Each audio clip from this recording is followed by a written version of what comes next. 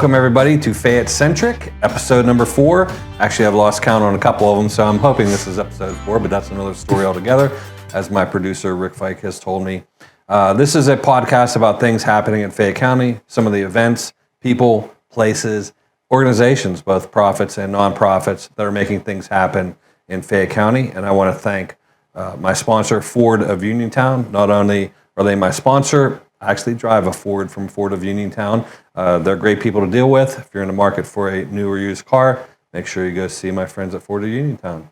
One of the people that is making things happen in Fayette County is my guest today, and that is Kevin Leonard from Connellsville. And you have just one or two things going on. I know you're always like the busiest guy that I've ever met, and so that's why I wanted to have a sit down to introduce you to everybody, and to give a little bit of what's going on in Connellsville with you. Yeah, there's a lot going on. I bet. Yeah. Why don't you give a little bit of your backstory, because you're not originally from Fayette County, right? Right. So I'm from Latrobe. So when I was in high school, I went to GCC. I ended up transferring to Geibel. Okay. At Geibel, I met my wife, and we basically dated for 7 years prior to us getting married. Mm-hmm. We lived in Ohio, Indiana, Raleigh, North Carolina for a couple years. So it took us about 8 to 10 years to get back to Connellsville. Okay. And when we came back, it was around 2011. Things obviously are a lot different now than they were then. And even when we left, things were different. Oil and gas was big still back then. So that's sort of how we came back in full circle. Yeah. So my wife, you dated for 7 years before. My wife wouldn't date me for 5 years. And so, but that's a whole another podcast for a whole another day. But it's not where you start, it's where you end. So coming back to Fayette County, then what is your business? Your core business then is in Connellsville? Yeah. So my mother and father-in-law started a Service Master franchise in 1985. They went through a divorce, and basically led to an opportunity for me and my wife to be a part of that Service Master franchise. So we came back in August of 2011 to help run that. It was a rough go of it at first, but sort of learned through hard knocks and just persistence. And that's what sort of brought us back. So how did you get interested in the Great Allegheny Passage bike trail, which literally goes right in front of your business? I'm assuming that's where you saw it firsthand at the beginning. Yeah, my father-in-law was more of a visionary actually with some of that stuff. He would always talk about it, and that's why their business was on the bike trail there. It was sort of by accident. Originally, we were buying houses because we would do these things called a pack out, where you have a fire or water damage and you have to take that person's contents, clean it, and then store it. A house is perfect for that storage facility for short term. But it wasn't until the hotel was being built, that was back when it was cobblestone, that I was like, something's going on here, Right. And so I had Greg Lincoln on a week or so ago, and he talked about all of the economic development that is kind of spurred from this, from the bike trail. Absolutely. So we have a new bank going in Connellsville. There is a new Dollar General going to be on West Crawford Avenue, and then where the Dollar General was is being vacated, and that's going to be even more business. So, but you have a business that is going to go on the bike trail as well. Is that correct? Correct. Yeah. You want to talk about that? Yeah. So, Trippy, Hippie Brewing, right? A lot of people have heard about it. I know everyone's waiting to see what's going on with it. All I can tell you is that we are in the final stages with the bank that is building the new building, right? So they're investing more into Connellsville. And I'm hoping within the next couple weeks we have a closing date for this loan. We got approved for the loan, so it's like that part's all done. It's just basically, dotting I's and crossing T's. Yeah. Building permits and all that, everything's in place. Yes. We just need to get everything together and put a shovel in actually, the liquor license is what is sort of the hold up right now, but I think we got that sort of corrected now. Okay. What talk about a little bit the economic development opportunities that you see along the trail? Wow. Okay. Well, there's a lot, right? So I'll give you an easy question next time. Okay. All right. So, man, I mean, there's so many different opportunities for different restaurants, eateries, even things that are a little bit outside the norm. How do I say? T-shirt sales, different things like that. I mean, I can see all types of stuff being on the trail. And the more foot traffic you have, the further out you can go with ideas. Okay. So I think, one of the projects that we're trying to complete at the county is the sheepskin trail. Everybody says, well, you don't have enough people on the sheepskin trail. And I'm like, it's not completed yet. Right. And so once it's completed from Connellsville to Point Marion and ultimately Morgantown, which that section is already complete, you'll see these opportunities advancing that you see in Connellsville. You'll see them advancing into other areas as well. Oh, yeah. And I always say when I travel, and I'm not a world traveler by any stretch of the imagination, but when me and my family travel, we want to experience something that is unique to that town or that area where we are. I don't want to go to Orlando, Florida, and go to we ended up at a spring. It's called Jenny Springs on my last trip to Florida. It was like in the middle of nowhere, and it is all these hot springs on this river. And so you just float. It was like Connellsville. You just float down the river. Yeah. And of course, that river had alligators in it, but that's another story. But those are the types of things that you want to experience when you go places like that. Nobody wants to come to Connellsville and go to a box store or go to a chain restaurant. They want to see what's unique to Fayette County and to Connellsville. So, and all the little towns along the sheepskin, just like Connellsville right now is able to kind of promote and sell their town and tell their history, we're going to be able to do that all along the sheepskin trail as well. Right. So, right.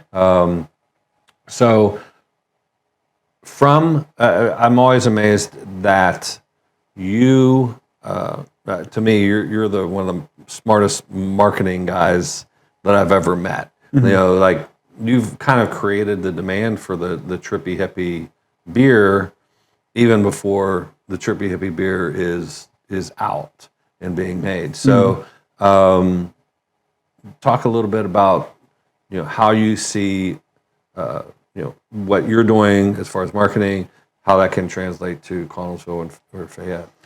Okay. Well, first I'll say, I always look at it as a team thing, right? So one of the skill sets I think I have is trying to basically put together a really good team, or know figure out who's got different talents and try to assemble those type of things. So my partner, Jason Bandemir, great with people, way better with people than me. Right.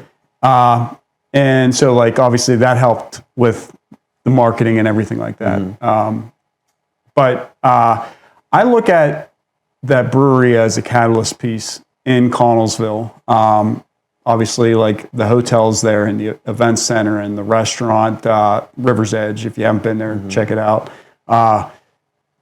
Those are all great pieces. But the brewery I look at as more of a regional piece. I think it'll bring a lot of people into Connellsville and Fayette County.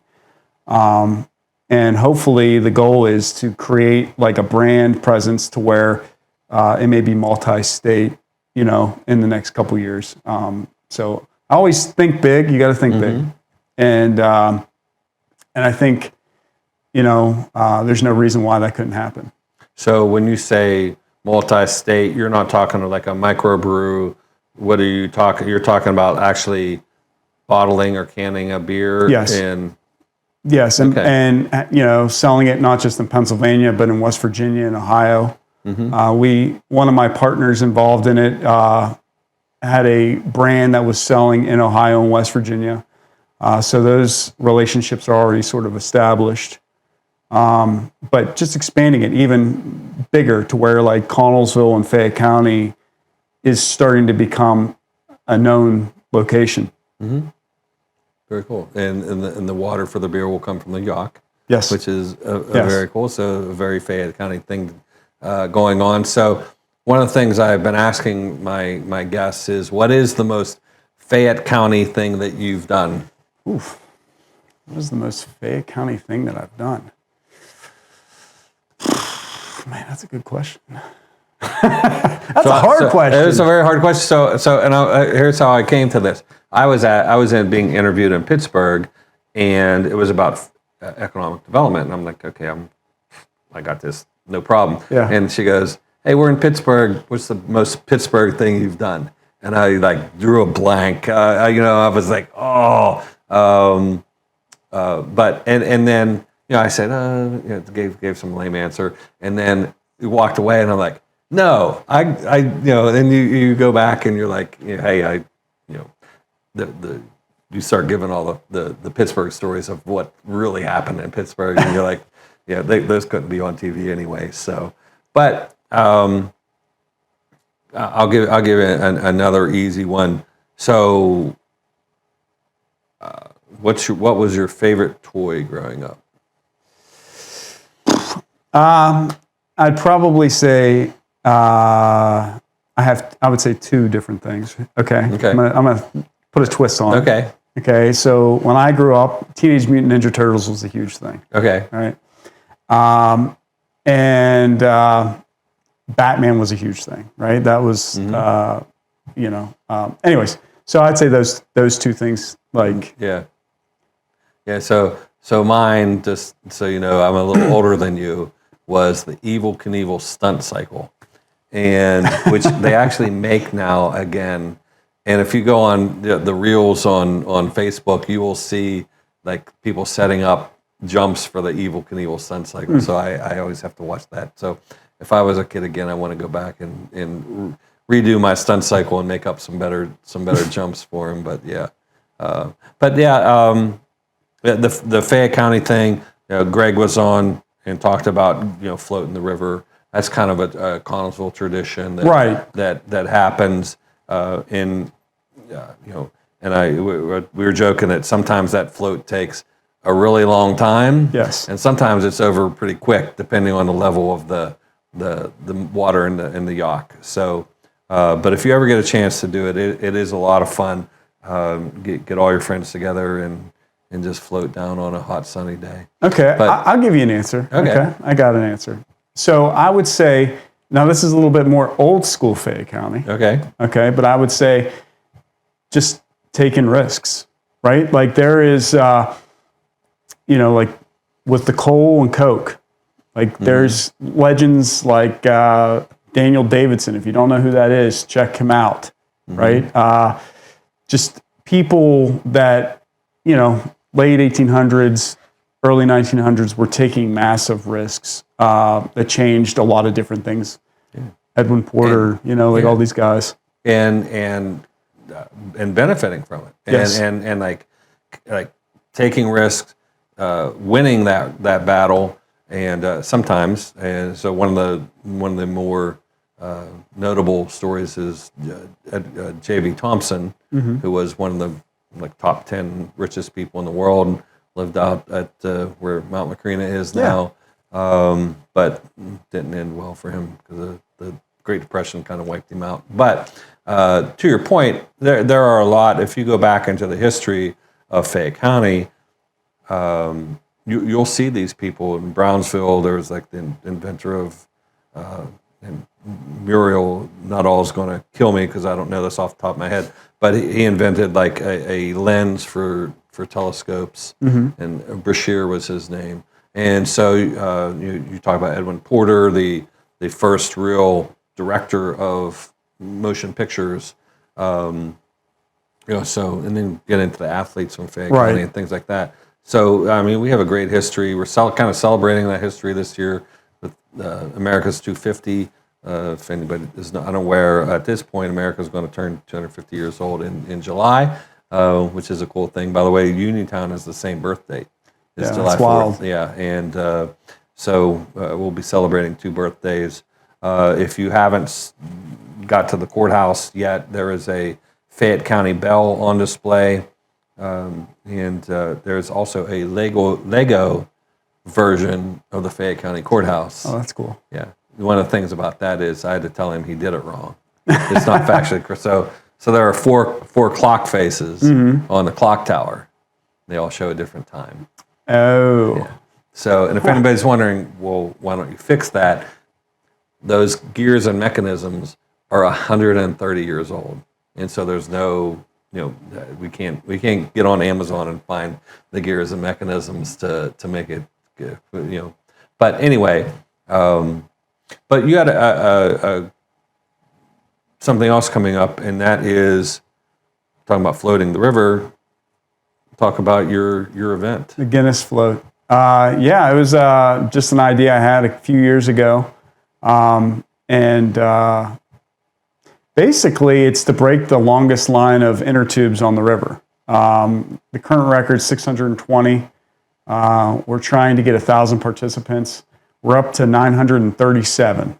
Okay. That's of the taping date, not out of the viewing day. So so just a little secret sauce here. We're taped on one day. It's going to be actually distributed on another day. But anyway, keep going. Yes. Okay. So it started off as a smaller idea.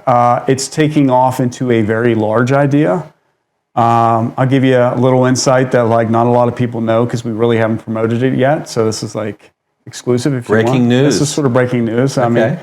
I mean, we are working with Gibson Gives. There's a gentleman from Connellsville who works for Gibson Guitars. Okay. And Gibson Gives is a nonprofit arm of Gibson Guitars.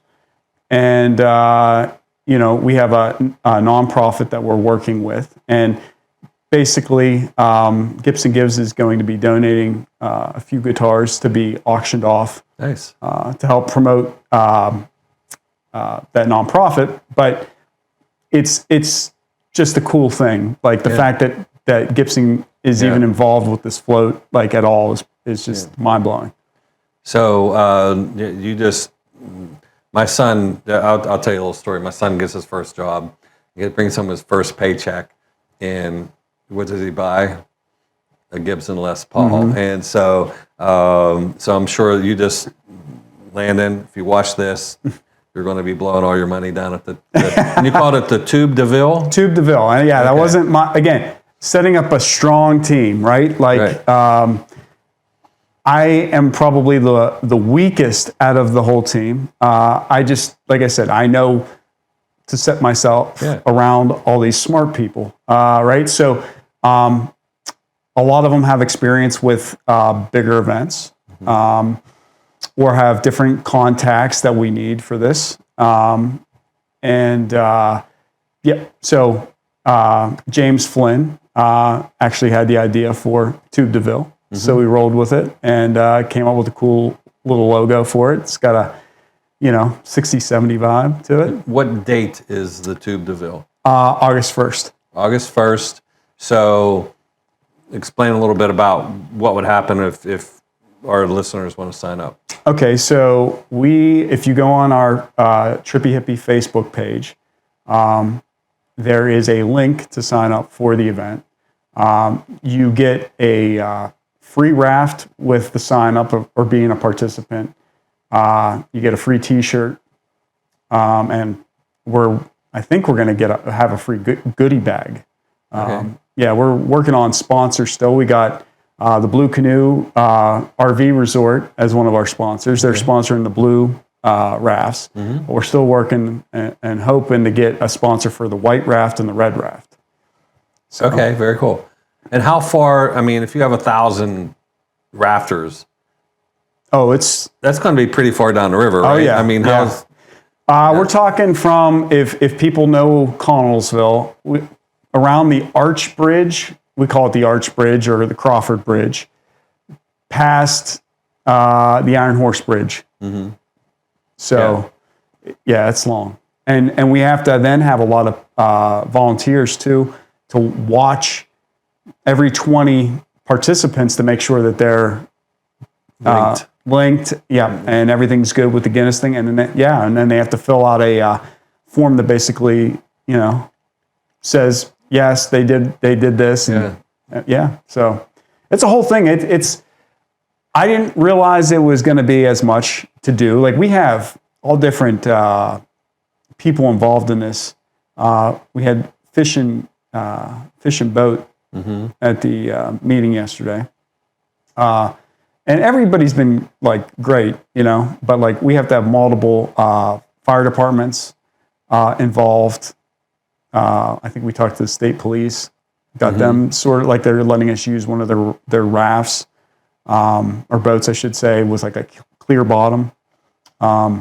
It's going to be something that people talk about, not just for years, I would think for like decades. Yes. Very cool. I'm imagining where 1,000 people are going to park and how to. We figured this out.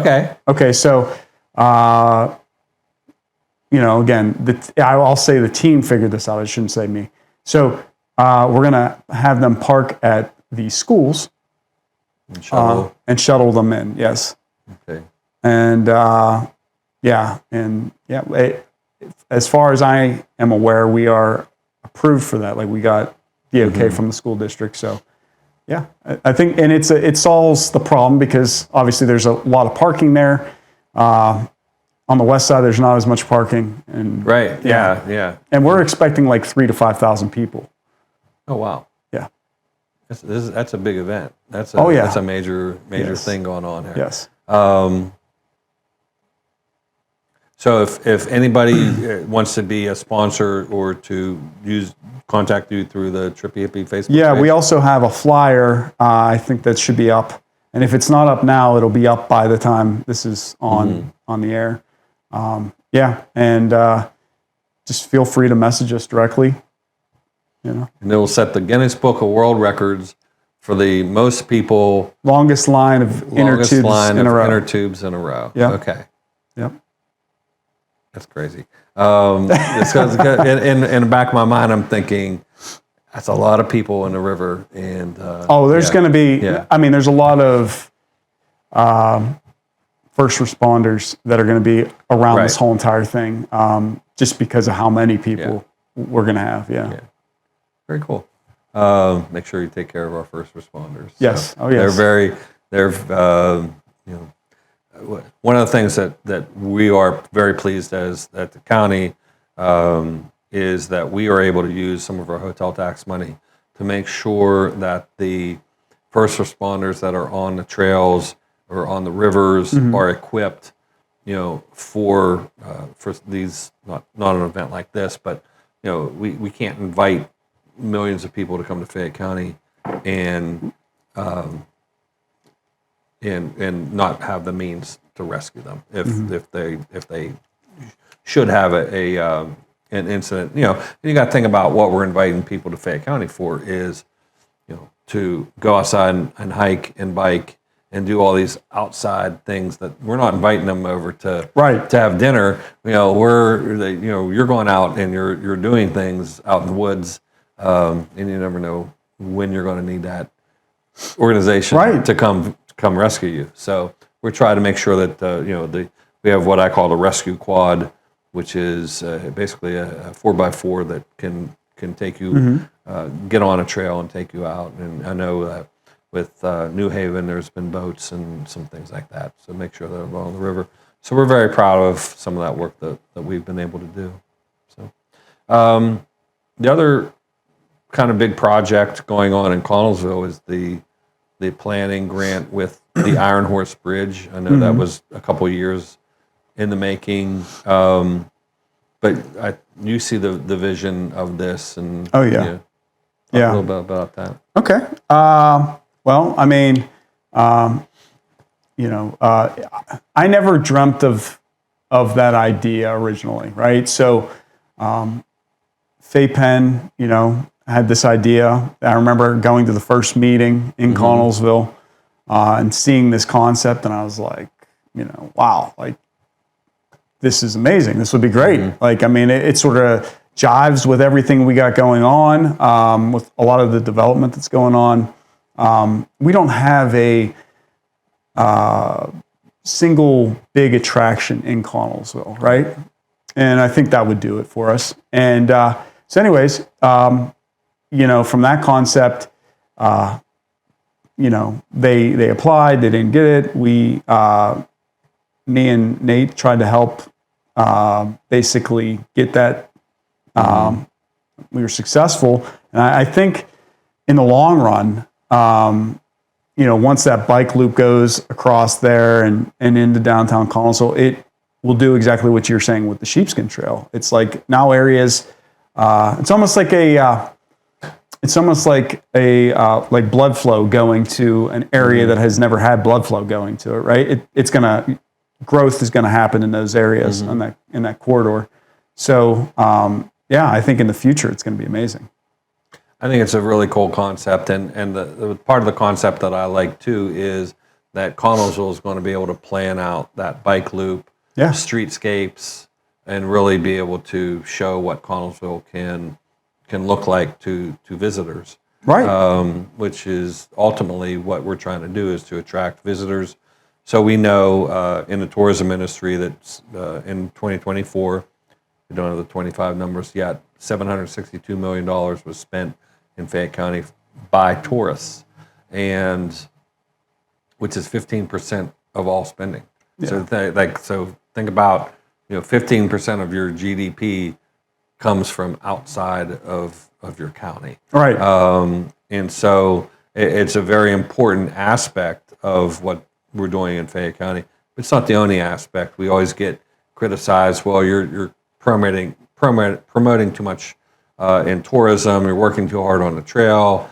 You're not doing all the other things. And but we are doing all the other things. Right. We are working with manufacturers who are expanding right now.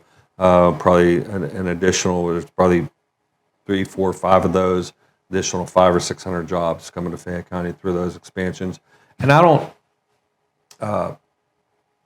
promote that as much because, like you're talking about your team, that's their job. Right. Like they are the entrepreneurs. They're the people who are doing the expansion. I'm not. I'm just trying to help them behind the scenes.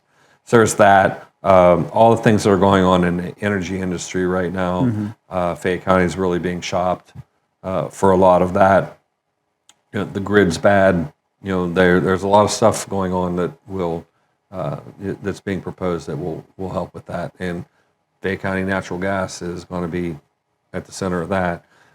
We were always trying to promote the agricultural industry here, and along with that, then our healthcare industry are kind of becoming almost like a healthcare corridor here between Pittsburgh and Morgantown. The investments by WVU Medicine, Penn Highlands buying some of the hospitals that they've bought in the area now. So, and basically for the healthcare, we have to provide them employees, and which are some, go find out what the rate of pay is for a nurse. These are good paying jobs. These are family jobs. So so at the time when we are promoting tourism, we're trying to build new tourism assets. Iron Horse Bridge, Sheepskin Trail being the two kind of primary focus areas of that. But why everybody thinks that's the only thing we're doing is that's just the most visible. True. Yes. Yes. And so that's the one where you can go out and you can walk on a trail, or you can bike on a trail, or you can go to Ohio Pow and have a nice dinner or whatever that looks like for you and your family. That's basically what it is for me and my family. It's the hiking, biking, and eating are pretty much the three things that we try to do along the trail. So, and to bring in more, we now have visitors in Connellsville from all 50 states, and to continue to bring tourists to Fayette County will be a big benefit. Yeah. I mean, a lot of the stuff we're doing regarding like Trippy Hippie or this Guinness event, I mean, we're getting people not just from Fayette County or Westmoreland County or from Pittsburgh. I mean, we're talking, there's people coming from Virginia, like around DC area, right? Just Ohio. I mean, you name it. It's wild. So the hotel's going to be filled. Yeah. You think? Oh yeah. Yeah. I mean, I don't know if Nate would want me to say this or not, but I'll sort of put a plug in there. Their Comfort Inn is now ranked #1 in the country. Wow. Yes, #1 in the country. I have nothing to do with it, but it's those guys. Yeah, and that's from the standpoint of like their ratings or Yeah. I mean, they're going. They want like just their customer ratings. Yes. Yeah, that's very cool. And it didn't have that great of a start. I think I've already said it's not where you start, it's where you finish. So, but we appreciate from the county level the amount of investment that's happening in Connellsville. I took a little heat when I first ran for commissioner because I made a statement that politicians don't create jobs, entrepreneurs create jobs. And so, to have people coming in and making those investments in Fayette County. The other issue is, we want to continue to build, get in the investments because we want to build a tax base. Right. And, so if you want nice things in Connellsville, again, the parks, you want to have a family-friendly place where, you can sell those homes to people who want to raise a family. So that's very important, the quality of life issues. And so that's what that tax base increasing helps, especially in a little place like Connellsville. So. Yeah. Oh, it's amazing the appraisals that I get now on properties that are on the bike trail or around the bike trail on the west side of Connellsville are significantly higher than they were whenever I was first buying property 10 years ago. And it's not just because of inflation. And it goes to your point, entrepreneurs creating opportunities and driving up pricing, which creates, like a lot of these people that have lived there, their houses are now worth a hell of a lot more money. So, I don't know if they realize that or not, but it's an economic benefit for them, and. So, from coming back in 2011, Yes. did you have that? Are you amazed at where you're at in 2026? Like,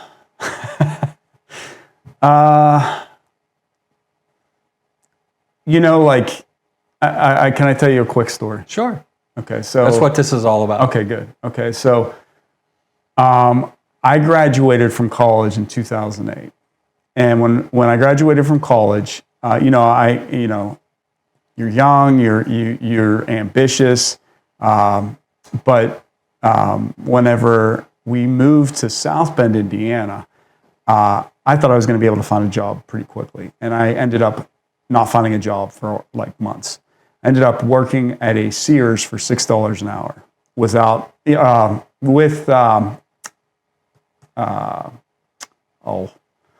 do I want to say here? Percentage of sales or whatever, right? Commission, thank you. And anyways, so I remember heating our apartment because our heat was controlled by our landlord with our stove. And I remember saying to myself, I won't ever let myself get this poor ever again. And, I took things for granted. And I think that chip, still stays with me today whenever I think about oh, I'm tired or whatever. And I'm like, no, I keep going. And I still have that pay stub, one of my pay stubs on my desk to remind me of that. So you asked me where I'm at today versus in 2011 when could I see it. I would say I've always had high hopes and for myself, but no, I didn't see it. I think as time went on, the steps sort of showed themselves, which everyone always says, it's not so much you have to know where to go, it's just starting, right? So I think that's the big thing that I would tell people, even if you were trying to start a business, is just get started. Right. So that kind of resonates with me a little bit. Growing up on Braddock Avenue in Uniontown, you didn't know we weren't poor, but we weren't rich by any stretch of the imagination. But you didn't know that because everybody else was in the same boat. Right. You're playing with everybody else in the neighborhood who's on the same path as you. But as you get older and you start realizing, wait, there were some poor people there, and that kind of is one of the things that kind of drives me is the same families who were poor then, who didn't get educated or work to elevate themselves. Their family's still there, and they're still the same people there, and that's what drives me as a commissioner, is to how do we get to these people so that we can elevate. I don't want people living in poverty, and of course we have the 7th highest poverty rate in the state of Pennsylvania. That's like the one thing that if I could go back and figure out how to solve the poverty rate in Fayette County, Pennsylvania, that would solve so many problems demographically. Yeah, I agree. But that's one of the things. And then, you talk about your pay stub. Mine is a picture of my dad, and my dad started working in the Great Depression. He was a contract laborer for farms, and so he would go live. He was a teenager. He would go live on farms, and he would make the money and he'd send the money back home. And so from that time, then he went to the war, and then he got out of the war and he became a truck driver. And even when he retired as a truck driver, he tried to get hobbies, and my mom threw him out real quick and said, "Go get another job." So he ended up working for the city of Uniontown. He retired when he was 78 years old. And nothing good comes if you don't work for it. And so there's a picture of my father above my desk. And to your point, where it's like, if I have a day where I feel like I'm not at my best, or I'm not getting the results that I wanted for that day, or I'd set out for that day, that picture reminds me, keep going. No, you are my son. You know why you're here. And that work ethic never leaves you. So, but yeah, that's a little of my story. But then, so that those roots of growing up on Braddock Avenue, it still resonate with me. And what's funny is a lot of the people that I went to grade school with, and we are now spread out all over the country, because that's what happened in the 70s and 80s. A lot of people left, but they are. I have friends who are corporate presidents, and from this little grade, they own their own businesses, or a corporate president, or you see what they're doing in business and in life, and you're like, wait a second, that was like one little grade from one little school in Uniontown, and it's kind of neat to see. And again, the third time I'll say it's not where you begin, it's where you end, and that journey in between is what's important, and making sure you're maximizing all your efforts. Right. So I'm off my soapbox now, because Kevin Leonard is my guest today. You are on Fayette Centric, and want to thank my sponsor, Ford of Uniontown. Kevin, I will give the floor to you. Any last words that you want to say? Well, I wanted to give this to you. Sort of. Okay. Had a couple of those made. We're going to be giving those out to some of the local bars and restaurants here soon once we get up and rolling. Very cool. Connellsville, Pennsylvania, the Trippy Hippie Brewing Company. We are anxiously awaiting that day when we can go in and sit down and have a beer with you in Connellsville, and I know that you're going to make that happen. Oh, yes. That's one thing for sure, is I don't quit. Absolutely. So, yeah, it's been a long journey, but yeah, we're almost at the end of it. Yeah. Well, very cool. Thank you to my producer, Rick Fike, and as always, I will see you next time on Fayette Centric. Thanks, Fayette County. Thank you.